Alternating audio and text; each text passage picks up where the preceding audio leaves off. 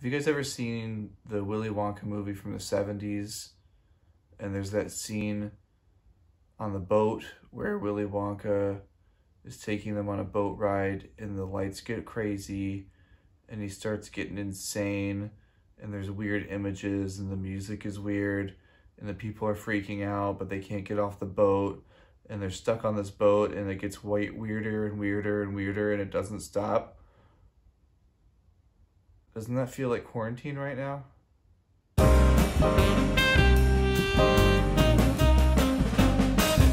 Hey everybody, welcome to another week of youth group in quarantine. Glad to be here with you or wherever you are watching this. Hey to my friends in Germany. I'm famous in Germany. This week we're going to be talking about justice. Max, what do you want for dinner? Justice. And what it looks like in a church context. One of the first things that happens in the Bible is God creates everything. And part of that everything is us. And through the creation of humanity, God said that we are made in his image, which means that all of us are considered to be God's children. And the cool thing about that is being made in the image of God means that we are equally loved and valued by God. And in turn, that allows us to see everyone else as a child of God and to treat each other as equally as God treats us, if that makes sense. Through that, we can restore the rights to others who have not been treated as well in society as they should have. And that's where justice comes in. Justice is a big topic in the Old and the New Testament, but unfortunately it's not something we talk a lot about in the church for whatever reason. I think justice in our culture has become something that they want to stay away from, or maybe that's too political for some people to pick a side on an issue. But justice is a big Bible issue, and it's a big Christian issue, and it's something that we, as people who are following Christ, should be seeking justice for others.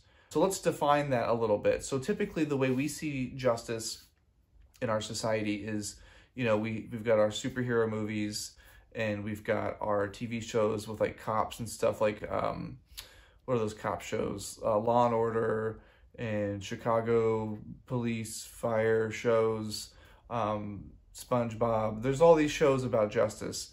And the justice we see is a bad guy does something bad, the good guys stop the bad guy, usually after the fact, right?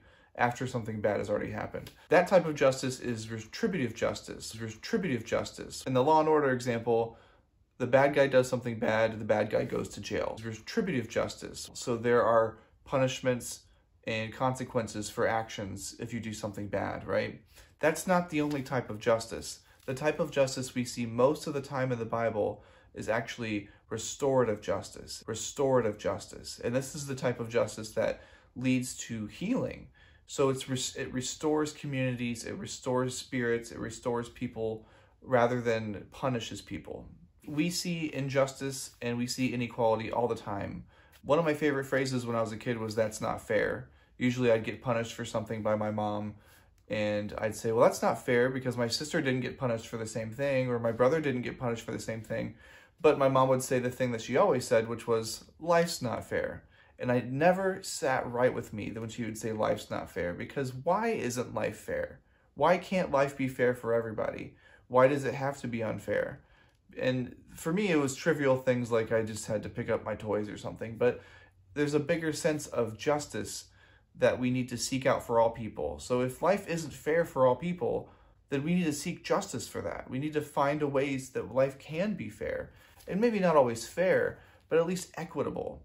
So there's this image that I may have shown at youth group one time. I'm going to try and pull it up right there, where there's equality and there's equity and then there's justice.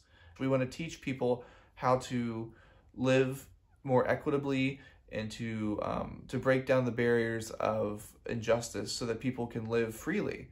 And there's a lot of times where in our society, we don't seek justice for others because our culture is so focused on taking care of ourselves. We have a very self-centered society where you have to make money and you have to look out for yourself and you want to have a good life for yourself.